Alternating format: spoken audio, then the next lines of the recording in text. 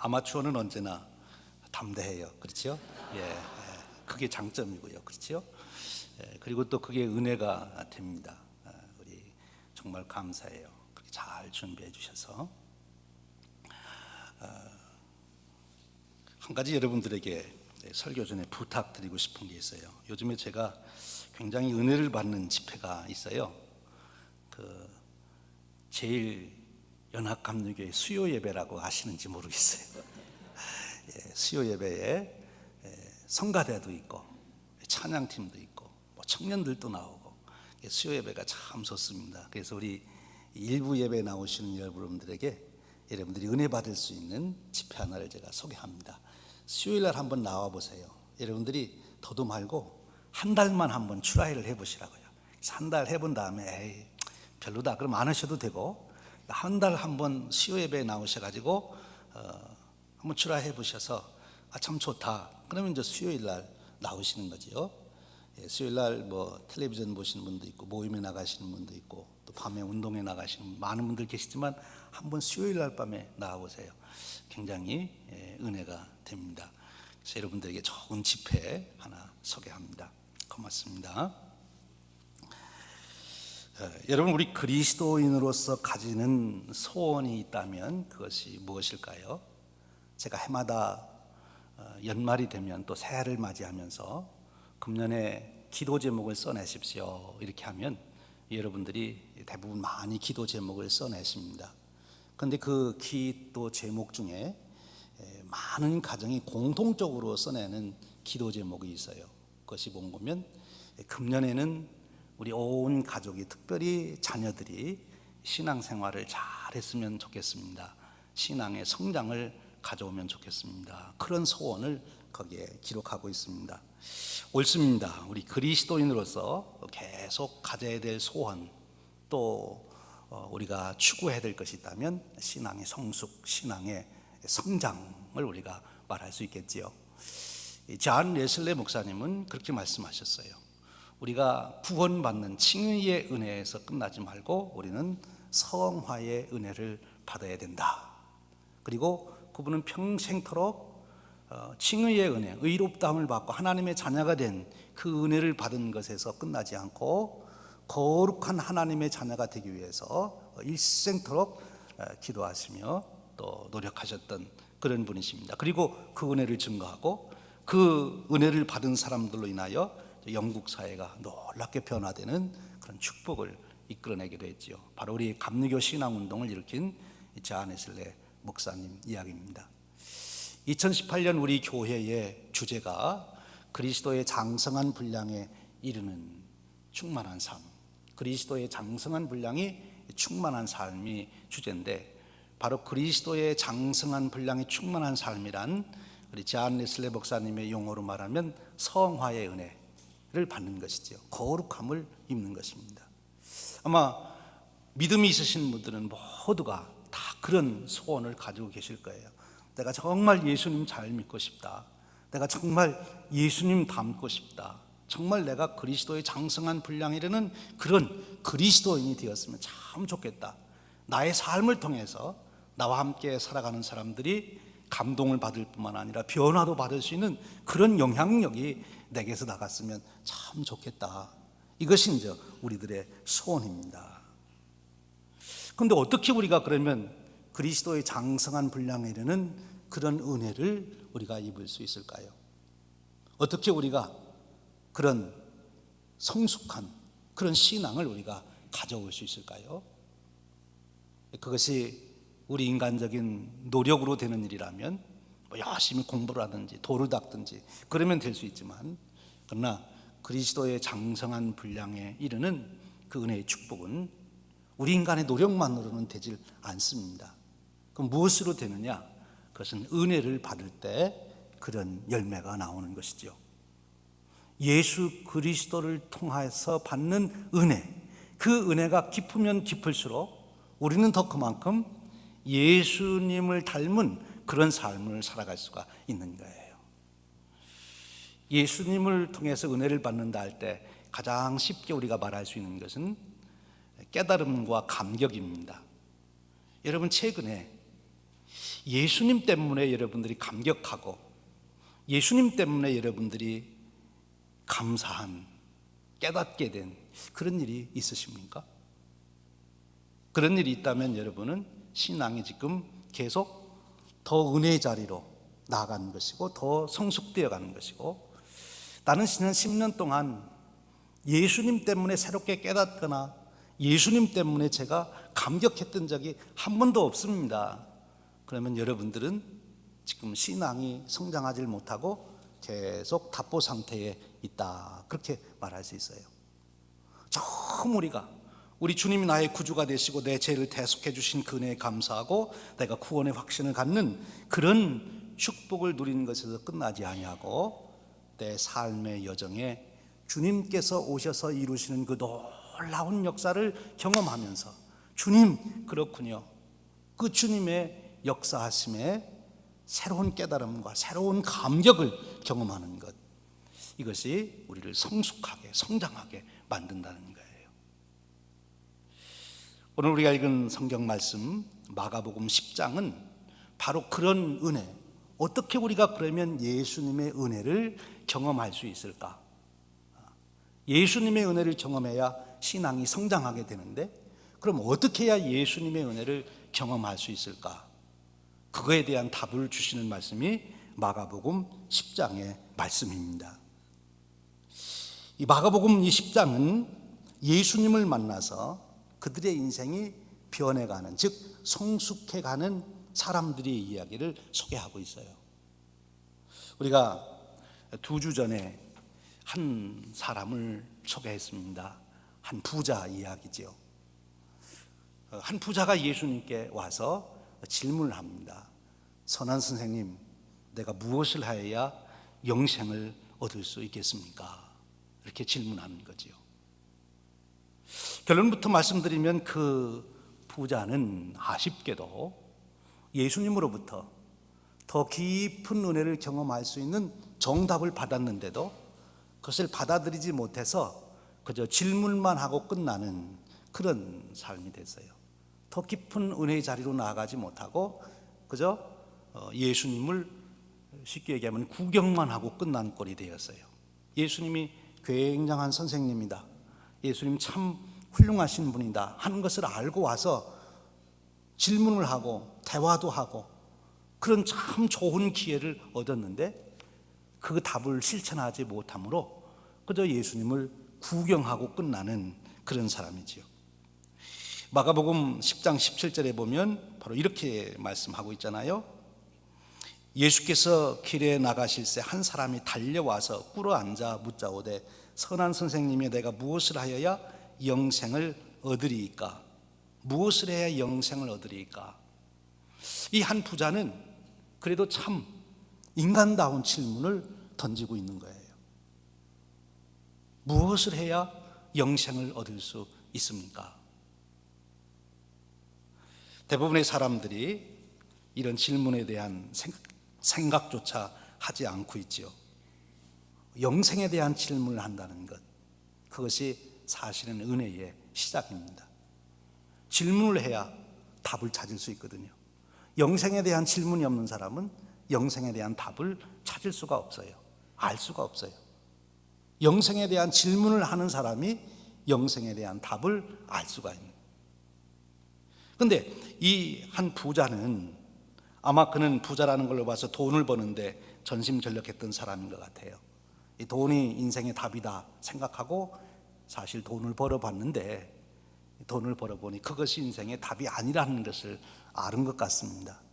그래서 예수님께 와서 내가 돈 버는 거 말고요, 무슨 일을 해야 내가 영생을 얻을 수 있습니까? 그렇게 질문했던 것 같아요. 참 그 질문 한 것만으로도 뛰어난 거지요. 그래서 21절에 보면 예수께서 그를 보시고 사랑하사 이르시되, 그 질문 한 것만으로도 예수님이 너무 귀하게 여기신 거죠. 왜? 가능성이 있기 때문에. 질문을 했으니 답을 얻을 수 있고, 답을 얻으면 그가 그 답대로 인생을 살아갈 수 있는 가능성이 있기 때문에 예수님은 이 사람을 사랑했다 하는 것입니다. 무엇을 해야 영생을 얻을 수 있습니까? 요즘 우리말로 바꾸면 무엇이 인생의 의미입니까? 무엇이 진정한 삶의 행복입니까? 무엇이 진정한 삶의 평안을 가져오는 것입니까? 그런 질문이라고도 볼 수 있어요. 무엇을 해야 영생을 얻을 수 있습니까? 오늘 대부분의 사람들은 사실 이런 질문을 하지 않고 있지요. 요즘 사람들의 질문은 크게 나누면 두 가지인 것 같아요. 하나는 과학 지식에 대한 질문, 또 하나는 어떻게 하면 재미있게 사나 하는 질문. 이 두 가지 질문이 주류를 이루는 것 같습니다. 우리의 문학을 보면 그래요. 뉴스를 들어보면 그래요. 근데 이 사람은 영생에 대한 질문을 가지고 있었어요. 주님께서 거기에 대한 정확한 답변을 주셨습니다. 내게 아직도 한 가지 부족한 것이 있으니 가서 내게 있는 것을 다 팔아 가난한 자들에게 주라. 그리하면 하늘에서 보화가 내게 있으리라. 그리고 와서 나를 따르라 하시니. 이 마가복음 10장에서 계속 반복되는 단어 하나가 있는데 그것이 따르라 하는 단어입니다. 지금 이 부자에게 예수님께서 말씀하시는 거예요. 나를 따르라. 나를 따르라. 근데 예수님을 따르려면 지금 가지고 있는 것을 두고 따라야 되는데 그럴 수가 없어서 안타깝게도 이 부자는 예수님을 따라가지 못하는 거지요. 예수님을 따라가면 무엇이 나오는데요? 주님은 그렇게 말씀하셨어요. 하늘에서 보화가 내게 있으리라. 무엇을 하여 영생을 얻을 수 있습니까? 라고 하는 질문에 하늘에서 내게 보화가 있으리라 라고 주님이 답변하십니다. 영생을 얻는다는 것, 그것은 하늘의 보화를 얻는 것이겠죠. 바로 나를 따르면 하늘에서 보화가 내게 있을 것이다 라고 말씀하신 거예요. 근데 참 아쉽게도 이 부자는 슬픈 기색을 띠고 근심하며 돌아갔다, 그렇게 성경은 기록하고 있습니다. 재물이 많기 때문에 그랬다는 거지요. 모든 만물에게는 관성의 법칙이라는 게 있어요. 그래서 움직이는 것은 계속 움직이려고 하고, 이렇게 서 있는 것은 안 움직이려고 서 있으려고 하고, 그게 이제 관성의 법칙인데, 지금까지 내가 살아오던 삶을 안 바꾸려고 하는 것이 우리 관성의 법칙 중에 하나예요. 이 부자는 지금까지 재물을 의지하고 살아왔는데, 또 그것을 자랑 삼아 살아왔는데, 그것을 버리고 예수님을 따르는 변화의 삶, 그것을 할 용기가 나지 않았던 거지요. 아마 그동안 의지하고 왔던 이 재물에 대한 미련이 많았던 것 같습니다. 결국 잘 생각해 보면 이 부자는 자기가 돈을 관리하고 있는 것이 아니라 돈이 이 사람을 붙들고 있는 것으로 보여집니다. 어쩌면 칼 막스가 말한 유물론적인 삶을 살고 있는 거죠. 물질이 정신을 지배하는, 자기가 물질을 다스리고 지배하는 것이 아니라 물질이 자기를 지금 지배하고 있는, 그래서 하늘의 보화를 얻기 위해서 갈 수 있는 그 길도 못 가게 딱 붙들으니까 못 가고 마는 거지요. 이 사람은 그래도 참 은혜를 입었습니다. 그런데 어떤 은혜를 입은가 하면 인생 여정에서 예수님을 구경한 거지요. 인생 여정에 스쳐가시는 예수님을 만난 것입니다. 그것으로 끝난 거지요. 이 사람이 경험한 은혜는 예수님께서 말씀해 주신 이야기를 들었다는 것, 그거 하나로 끝나는 거지요. 그 말씀이 아직 삶이 되지 못하는 아쉬움이 남아 있습니다. 그런가 하면 마가복음 10장 이 부자의 이야기 다음에는 예수님의 제자들에 대한 얘기가 나오죠. 베드로를 의시해서 자기들은 모든 것을 버리고 예수님을 따랐다. 실제 겉으로 보면 베드로를 의시해서 12제자는 모든 것을 버리고 예수님을 지금 따르고 있습니다. 집을 떠났어요. 그래서 부모, 형제, 친척 다 뒤에 두고, 살던 집을 뒤에 두고 예수님을 따라 지금 따라다니고 있습니다. 근데 바로 정말 이 베드로를 의시한 12제자가 경험하는 은혜, 예수님을 따라서 예수님이 병자를 고치는 곳도 가서 그 은혜를 체험하고, 예수님이 산상수훈 말씀하실 때 그 귀한 말씀을 듣는 은혜도 체험하고, 예수님이 베세다 들녘에서 오병이어 기적을 이루실 때 그 기적도 체험하고, 특별히 베드로, 요한, 야고보는 변화산에 올라가셔서 예수님이 변형하실 때 그 놀라운 영광을 같이 체험하기도 합니다. 예수님을 따라다니며 놀라운 역사를 체험하세요. 그런데 마가복음을 읽어보면 굉장히 중요한 말씀이 부자의 이야기와 그리고 이 제자들의 이야기 사이에 끼어 있는 것을 볼 수 있어요. 그것이 아주 그 말씀을 해석하는 중요한 열쇠가 됩니다. 32절에 이렇게 말씀합니다. 예루살렘으로 올라가는 길에 예수께서 그들 앞에 서서 가시는데 예수님은 앞서가고 늘 제자들은 따라갑니다.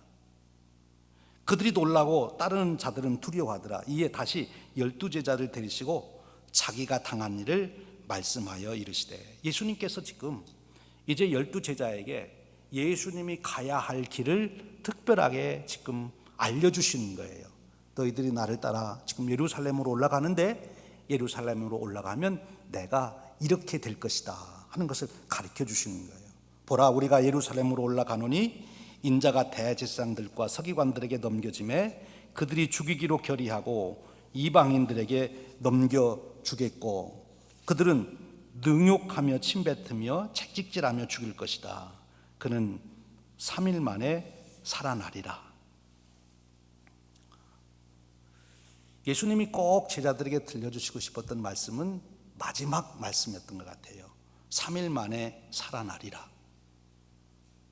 3일 만에 예수님께서 부활하시는 그 영광을 경험하고 그 은혜를 누리기 위해서는, 그런데 거기까지 가려면 거쳐가야 할 길이 있으셨던 거예요. 그 길이 무슨 길입니까?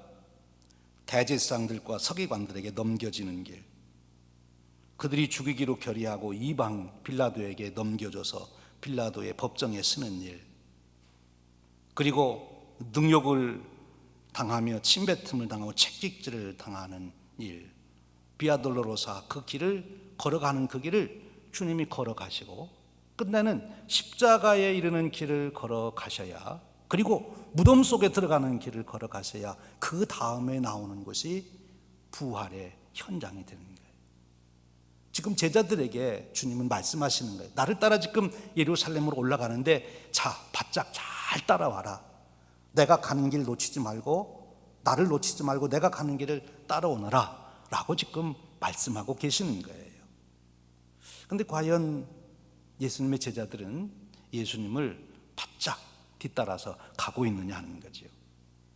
그 다음 이야기가 예수님의 제자들, 베드로를 의시한 12제자가 어떤 길을 가고 있는지를 보여주는 것이 그 다음 얘기예요. 그 다음에 이어지는 얘기가 무엇입니까? 예수님의 제자 요한과 야고보가 예수님께 나와서 소원을 아뢰입니다. 우리 소원 하나 들어주십시오. 무엇인데? 예수님 영광에 이르실 때 한 사람은 오른쪽, 한 사람은 왼쪽에 앉혀주십시오. 그 얘기를 듣고 다른 제자들이 화가 났습니다.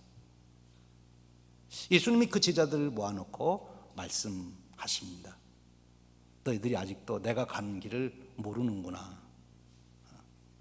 지금 예수님의 제자들은 외적으로 형식적으로는 예수님을 따라다니고 있어요.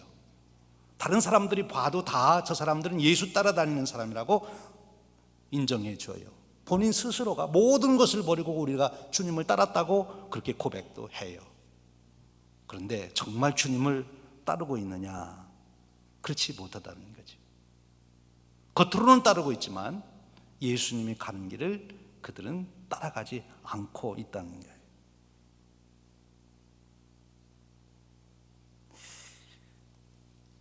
예수님의 은혜를 체험하려면 예수님이 계신 곳에 가야 예수님의 은혜를 체험할 수 있지요. 예수님이 없는 곳에서는 예수님의 은혜를 체험할 수가 없습니다. 그래서 예수님은 지금 제자들을 데리고 예수님이 가지신 모든 은혜를 체험하게 하려고 제자들 보고 따라오라 말씀하시는 거예요. 예수님과 함께 병 고치는 자리에 가면 병 고치는 능력을 행하시는 주님을 만나고 그 은혜를 입을 수가 있어요. 예수님과 함께 변화산에 올라가면 예수님의 그 놀라운 영광 가운데 거하시는 하나님의 아들이심을 경험하는 그런 축복을 누릴 수가 있어요. 근데 그 변화상에도 베드로가 뭐라고 얘기합니까? 대표로 나서서 하는 말이 여기가 좋사오니 여기서 사합시다. 주님은 아니다, 내려가자. 세상으로 내려옵니다. 귀신에 들려서 고통을 당하는 아이를 고치시는 현장으로 제자들을 데리고 가셔서 그것을 보여주십니다. 이제 주님은 마지막으로 제자들을 데리고 십자가로 가시는 거예요. 너희들이 나를 따라 십자가의 길, 이 길을 따라와야 이 십자가의 길에서 이루는 내 은혜를 너희들이 경험하게 되는 것이고 그 은혜를 얻게 되는 것이고 그래야 정말 나를 통해서 누려야 될 모든 은혜를 얻게 되는 것이다. 근데 아직은 제자들이 예수님의 그 십자가의 길은 가지 않고 있습니다. 어떤 길을 가나요? 자기 길을 가고 있어요. 마이 웨이. 자기들 생각에는 예수님을 따라서 따로 길을 마련했어요. 예수님 따라가다 보면 권자에 앉을 것이다. 그리고 세상을 호령하면서 한번 본때 있게 살아야지, 의시되며 살아야지. 그것이 제자들의 길이었어요. 제자들은 지금 그 길을 걷고 있어요. 예수님이 걷는 그 길을 따라가지 않고는 예수님의 은혜를 온전히 누릴 수가 없는 거죠. 오늘 우리가 읽는 마가복음에는 이 따르다라고 하는 말, 그리고 또 하나 계속 그 사건 에피소드에서 반복되는 단어 하나가 예수님을 선생님이라고 부릅니다. 선생님. 우리를 가르쳐 주실 수 있는 분이라는 거죠. 여러분, 선생님으로부터 우리가 모든 것을 배우려면 선생님이 가는 곳에 늘 함께 가야 돼요. 예를 들어서 한 청년이 노를 잘 젓는 사공이 되고 싶습니다. 그래서 배를 타고 바다를 항해하고 싶은데 아주 좋은 선생님을 만났어요. 선생님이 야, 오늘 우리 훈련하러 가자. 내가 좋은 기술 보여줄게. 유리 같은 바다에 정말 순풍에 돛을 달고 그리고 항해를 합니다. 이런 때는 이렇게 항해하는 것이다. 그래서 그 청년이 정말 순풍에 돛을 달고 항해하는 그런 기술을 잘 배웠어요. 며칠 지나더니 막 바람이 불고 비바람이 치는데 선생님이 자, 바다로 나가자 하는 겁니다. 이 청년이 아이고, 이런 나가다 잘못하면 죽을 수도 있는데 저는 못 나가겠습니다. 여러분, 그러면 그 청년은 그런 비바람 치는 속에서 어떻게 항해하는지를 절대로 배울 수가 없는 거예요. 비바람 치는 곳에 선생님이 나가서 어떻게 배를 다스리고 노를 젓고 물길을 따라서 바람을 부는 것을 분별하면서 배를 이끌어가나, 그거를 배워야 풍랑을 헤쳐나갈 수가 있는 거지요. 예수님을 따라서 예수님이 계신 그곳에 가야 그 현장에서 예수님이 이루시는 역사를 보게 되고 그것을 경험하게 되고, 그래야 예수님이 하시던 그 일을 배워서 나도 흉내낼 수 있는, 본받아서 그 일을 행할 수 있는 제자가 될 수 있다는 거예요. 예수님은 지금 베드로를 의시한 제자들이 그저 기적이 일어나고 평안하고 사람들로부터 환호성을 받고 호산나 찬송을 받는 그런 곳에만이 아니라 예수님은 지금 제자들을 데리고 십자가의 길, 거기에도 가자는 거예요. 그런데 제자들은 거기는 안 가겠다 하는 것입니다. 그래서 결국 베드로를 의시한 제자들이 예수님을 따라다니며 배울 수 있었던 것은 반쪽 은혜, 사람들로부터 칭찬받고 존경받고 사람들이 부러워하고 그러는 것만 배웠지, 하나님의 뜻을 이루기 위해서 십자가를 져야 되고 능욕을 당하고 침뱉음을 당하고 그런 때는 어떻게 인생을 살아가야 되는지, 그런 때는 어떻게 그것을 통해서 더 창조적인 역사를 이루는지, 그것은 못 배웠다는 거예요. 못 배우게 된, 왜? 그 길을 안 가니까. 함께 주님이 가시는 그 길을 가서 같이 그것을, 그 현장에서 주님이 어떻게 하시는지를 잘 봐야 그래야 배울 것 아니겠습니까? 그래서 지금 주님은 제자들에게 말씀하시는 거예요. 아주 짧게지만 예수님의 가는 길을 종착지까지 다 보여주신 거예요. 능욕을 당하고 침뱉음을 당하고 채찍질을 당하고 죽임을 당할 것이다. 그리고 3일 만에 살아나리라 라고 말씀하시는 거죠. 주님이 부활하신 그 자리, 부활하신 주님의 은혜를 경험하고 부활하신 주님이 이루시는 그 역사를 경험하려면 이 십자가의 길을 통과하며 그 기술을 배워야, 그래야 부활의 영광 가운데, 능력 가운데서도 은혜를 누리게 될 수 있다는 거죠. 근데 여러분, 아직까지 제자들도 이 부분에 있어서는 실패하죠. 아마 반성공한 사람들이다 이렇게 평할 수 있겠어요. 그래도 아직 예수님을 떠나지는 않고 있으니까 언젠가 그런 날이 올 것을, 그런 가능성을 아직도 가지고 있어서 그래도 참 다행스러운 거예요. 부자는 떠나버렸는데 그래도 제자들은 떠나질 아니했어요. 그것도 또한 은혜입니다. 그런데 오늘 우리가 읽은 본문 말씀은 바로 우리가 예수님의 그 은혜를 다 경험하며 살려면 어떻게 해야 되느냐 하는 얘기를 오늘 본문이 담고 있어요. 부자도 고상한 질문을 했지만 실패했고, 철학자들이 실패하는 거죠. 철학자들은 다 고상한 질문을 해요. 그런데 실패하는 거예요. 예수님의 제자들 종교적인 수련과 어떤 자기 나름대로의 규율을 세워놓고 그것을 지킴으로써 하나님의 놀라운 은혜를 경험하고자 하는 것 어느 정도까지는 되는데 아직도 진수에 이루지는 못했어요. 그런데 어찌 보면 전혀 가능성이 없어 보였던 바디메오, 소경이었고 거지였는데, 그런데 그가 바로 예수님의 은혜를 온전히 누리고 그리고 살아갈 수 있는 그런 은혜, 그런 축복을 그가 누리게 되었다는 거예요.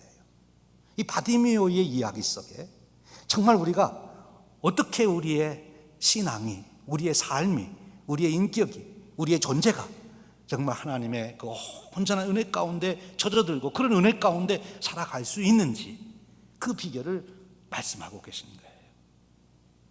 이것은 초기 마가 공동체, 마가복음을 처음 읽는 독자들에게 주어진 답이기도 해요. 로마의 무서운 핍박 속에 그들이 예수를 믿는다고 하지만 다 소그룹으로 흩어져 생활합니다. 어떤 사람은 어떻게 영생을 얻을 수 있을까 그런 질문을 던지며 거기에 찾아온 사람들도 있었을 것이고, 또 최소한 지금 이 마가 공동체에 속해 있는 사람들은 베드로를 의시한 12제자처럼 예수님 믿는다고 핍박을 당하기 때문에 이제 집에서 고향에서 떠나서 어느 곳은 가서 후일에 보면 카타콤에 들어가든지 갑바도기아에 가면 데린구이라고 하는 지하 도시가 있는데 그 속에 숨어 들어가든지 어딘가에서 소수의 사람들이 모여서 또는 그룹으로 모여서 지금 자기들은 예수님을 따른다고 생활하고 있는 거지요. 근데 그들 중에도 예수님의 제자들 사이에 누가 높은 자리에 오르느냐 가지고 자기 길을 정해놓고 싸우듯이 그 소그룹이 모인 그 중에서도 벌써 권력 다툼이 일어나고 누가 우리 10명 중에 대장이 될 것이냐 하는 것을 놓고 서로 시기 질투가 있었는지도 몰라요. 스스로 그들은 질문하는 거예요. 도대체 우리가 예수님을 믿는다는 것이 뭐고 성숙한 그리스도인 된다는 것이 무엇입니까? 그런 자들에게 마가는 지금 답을 주고 있는 거예요. 소경 바디메오, 바디메오를 봐라. 이 바디메오가 살아가는 삶, 그가 경험한 은혜, 그가 만들어가는 새로운 세상, 그것이 진정한 그리스도인의 삶의 축복이다 라고 말씀하십니다. 오늘 소경 바디메오 이야기를 우리가 봅니다. 어떻게 이야기하고 있습니까? 오늘 말씀해 보니까 그가 길가에 앉아 있다가 예수님이 지나가는 소리를 듣고 다윗의 자손 예수여 나를 불쌍히 여겨달라고 외치고 있는 것을 봅니다. 나를 불쌍히 여겨달라.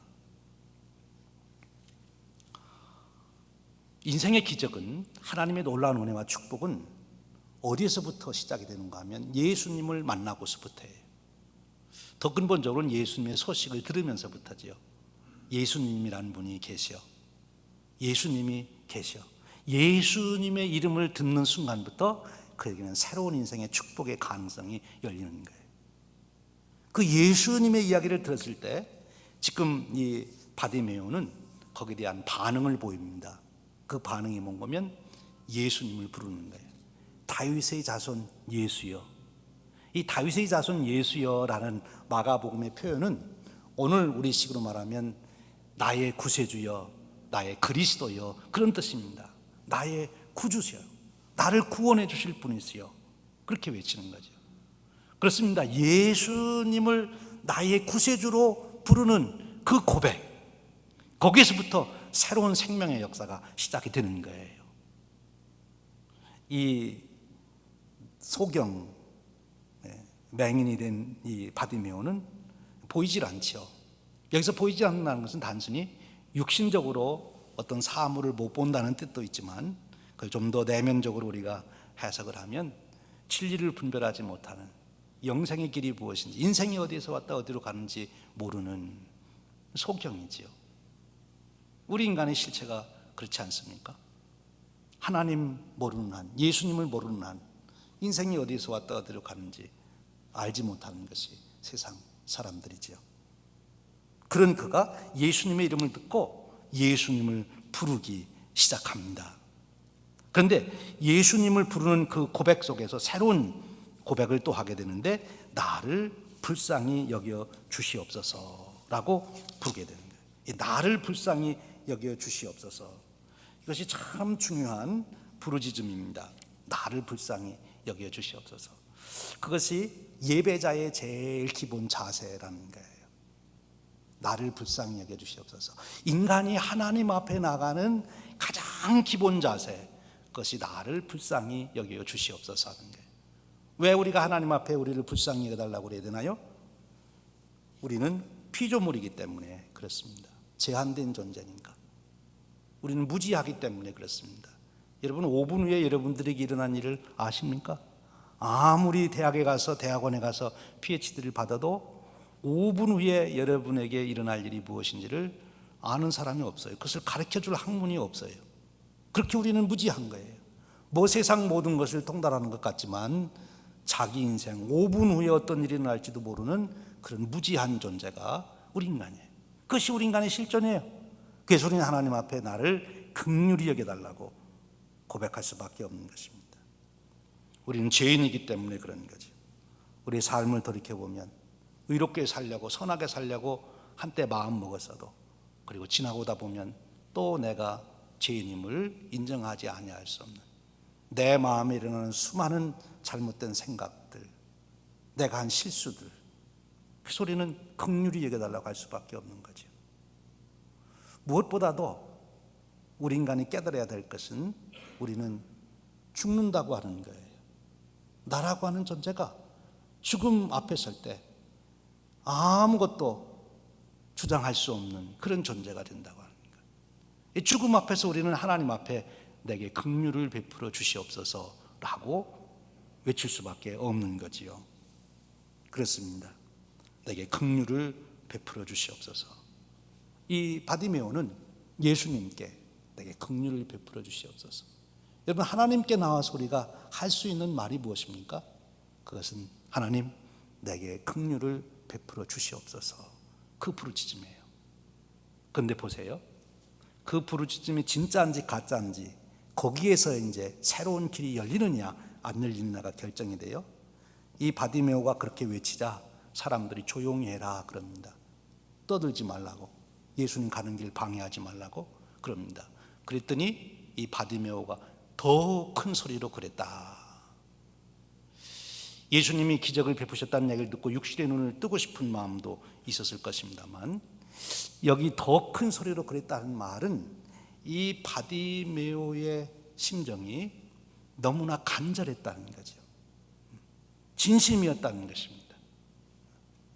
하나님 앞에 우리가 정말 진심으로 하나님, 저에게 긍휼을 베풀어 주시옵소서. 다른 사람의 시를 읽는 그런 마음이 아니라 나의 고백으로서 하나님, 나를 불쌍히 여겨달라고, 긍휼히 여겨달라고, 이 간절함이 필요하다는 것입니다. 그 영혼의 절박함, 그것이 새로운 은혜의 장을 여는 열쇠가 된다는 거예요. 이 바디메오는 절박함으로 하나님, 예수님을 불렀어요. 이번 기회가 아니면 안 된다. 예수님이 아니면 안 된다. 나는 예수님의 긍휼을 받아야 된다. 절박한 심정으로 주님을 부릅니다. 그 절박한 심정으로 불렀다는 것을 어떻게 할 수 있느냐? 예수님께서 말씀하시죠. 내게 오라 해라. 그래서 그 바디메오에게 예수님이 오라 하신다니까 이 사람이 어떻게 합니까? 겉옷을 벗어버리고 뛰어갔다 그랬어요. 이 바디메오에게 겉옷은 전 재산입니다. 거지가 가지고 있었던 것은 이 겉옷이 전 재산입니다. 이것이 이불도 되고 이것이 옷도 되고 이거 없으면 살 수가 없어요. 그러니까 지금 이 겉옷 벗어놓고 갔다가 이거 잊어버리면 다음에 어떻게 살려고 그러는지 생각도 없이 예수님 부르신다니까 모든 것 다 버리는 거. 앞에서 제자들이 모든 것을 다 버렸다고 그러는데 이 겉옷을 벗어놓은 것이 바디메오는 모든 것을 다 버리는 거예요. 부자가 자기 재물 때문에 근심하며 돌아갔다 했는데 이 바디메오는 그래도 어떻게 내 겉옷은 챙겨가지고 예수님께 가야지 그러질 않고 다 벗어버렸어요. 그동안 이 겉옷을 의지해서 인생을 살아왔는데 이제는 내 겉옷 의지 아니하고 예수님만 의지하겠다, 그런 표현이죠. 영혼의 절박함, 그것이 겉옷을 벗어놓고 자기의 모든 것을 내려놓고 주님께 나아가는 것입니다. 그것이 믿음이지요. 예수님께서 물어보십니다. 네가 뭘 해주기를 원하느냐? 기다릴 것도 없습니다. 생각해 볼 것도 없습니다. 보기를 원하나이다. 보기를 원하나이다. 여러분, 이 바디메오가 인생의 가장 훌륭한 명답을 한 거예요. 우리 인간에게서 가장 중요한 것은 눈이 띄어지는 것입니다. 육신의 눈도 띄어야 되지만 영적인 눈이 띄어져야 되는 거죠. 하나님을 볼 수 있는 눈이 띄어져야 돼요. 예수님을 볼 수 있는 눈이 띄어져야 되는 거예요. 지금 이 바디메오는 어쩌면 그의 표현이 육신의 눈을 뜨게 해달라고 하는 그런 외침이었지만 그 내면에는 예수님, 제가 정말 인생의 실체를 보길 원합니다. 하나님의 은혜와 역사를 보기를 원합니다. 제 눈이 열리기를 원합니다. 라고 말씀합니다. 이 주님께서 내 믿음이 너를 구원했다 라고 말씀하십니다. 가라, 내 믿음이 너를 구원했다. 왜 눈이 열리기를 바란다고 하는 그에게 예수님은 그것을 믿음이라고 말씀하셨는가? 그것은 그의 간절한 주님을 향한 열망, 주님을 향한 영혼의 절박감을 그가 호소하고 주님께서 그 문제를 해결해 주실 수 있다고 의지했던 그 믿음 때문에 그렇습니다. 가라, 내 믿음이 너를 구원했다. 이 바디메오가 눈이 띄어졌습니다. 눈이 띄어져서 그는 육신적인 예수님을 보았어요. 주위에 있는 사람들을 보았어요. 그런데 그것만 본 것이 아니라 그가 눈이 띄어진 다음에 그는 예수님의 실체를 보게 된 것입니다. 사랑하는 여러분, 여러분들에게도 예수님의 실체가 분명하게 보여지는 그런 믿음의 눈이 열리는 축복이 있으시기를 축원합니다. 그런데 예수님이 보이는데 한 곳에서만 보이시지 않고 예수님이 가는 곳곳에서 예수님이 보이시는 그런 축복이 있으시기를 축원합니다. 오늘 본문은 아주 간결하게 종결을 하고 있어요. 예수님은 가라, 내 믿음이 너를 구원했다. 그랬으니까 보통 우리 상식으로는 눈이 뜨졌으니 얼마나 좋습니까? 그동안 보고 싶던 어머니 아버지도 봐야 되고 친구들도 봐야 되고 놀려줬던 사람들에게 나 눈 떴다고 자랑도 해야 되고 얼른 동네로 들어가서 내가 눈을 떴다고 만나고 싶은 사람 만나야 될 텐데 예수님은 가라 했는데 이 바디메오는 가지 않고 그 길로서 예수님을 따르니라 그렇게 표현하고 있어요. 예수님을 따랐어요. 가라고 그랬는데 따랐어요. 이제 이 바디메오는 그 후에 이름이 나오지 않습니다. 어쩌면 초대교회에 핍박받던 성도님들이 바로 그렇게 예수님을 익명으로 따르고 있었던 사람들이라 그렇게 볼 수도 있겠지요. 이 바디메오 이제 예수님을 따라갑니다. 예루살렘에 입성할 때 환호를 받는 그 가운데도 있었을 뿐만 아니라 예수님이 제사장들에게 고소를 당하고 그리고 빌라도에게 넘어가서 재판을 받을 때 그 길도 이 바디메오는 따라가서 다 봅니다. 예수님이 비아돌로로사 그 길을 십자가를 지고 가실 때에도 가까이 가서 그 가시는 길을 보며 거기에서 예수님을 발견하게 됩니다. 예수님을 보는 거예요. 십자가에 죽으시는 그 예수님을 바디메오는 잘 보는 거예요. 결국 그는 부활하신 주님을 볼 수 있게 되는 것입니다. 우리가 신앙의 성숙을 원하십니까? 더 깊은 은혜를 체험해야 되는 거지요. 더 깊은 은혜를 체험하려면 어찌해야 됩니까? 예수님이 가시는 그 길을 따라가야 되는 거죠. 예수님이 가시는 그 길. 오늘 주님께서 여러분들에게 어느 길을 가시자고 그러십니까? 예수님께서 여러분들 보고 가시자고 하는 그 길을 예수님을 따라서 가보십시오. 그곳에서 예수님이 무슨 일을 이루시는지, 어떻게 역사를 이루시는지 그것을 여러분들이 경험을 해야, 그 예수님을 경험해야, 그래야 여러분들이 더 깊은 은혜 가운데 들어가는 것이고, 그래야 예수님을 닮은 그 능력의 제자가 된다는 말씀입니다. 오늘 종교개혁 501주년 기념주일이죠. 마틴 루터는 바로 종교적인 규율로, 삶으로 구원의 은혜를 누리려 하다가 예수님을 깊이 만나고 오직 믿음으로 구원받음을 외쳤고 새로운 세계를 열었습니다. 사랑하는 여러분, 오늘도 저와 여러분의 삶 속에 예수님을 대충 따라가지 않고, 내가 따라가고 싶은 데만 따라가지 않고, 예수님이 가시는, 앞서 가시는 그곳에선 어디든지 따라가서 그곳에서 주님께서 이루시는 역사를 경험하시고 그것을 체험하시고 더 주님과 하나 되고 주님과 일체가 되어가는 그런 축복이 저와 여러분의 인생 되시기를 주님의 이름으로 축원드립니다.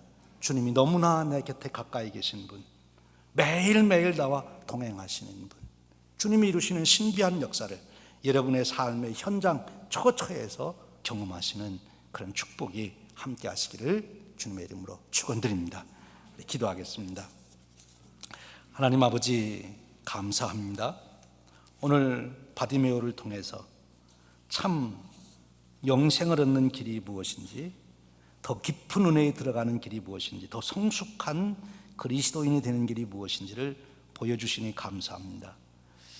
재물 때문에 아쉽게도 돌아간 부자와 같이 자기들의 욕심 때문에 아직도 주님의 길을 이해하지 못하고 자기 길을 가려고 하는 지자들과 같이 되지 않게 하시고, 바디메오처럼 전적으로 주님 가시는 곳이면 무조건 따라가는 저희들 되게 하시고, 그리고 그곳에서 이루시는 주님의 신비로운 역사를 저희들 인생 가운데 경험하게 하심으로 저희들이 더 놀라운 은혜 가운데 성숙되어가는 저희들이 되도록 축복해 주시옵소서.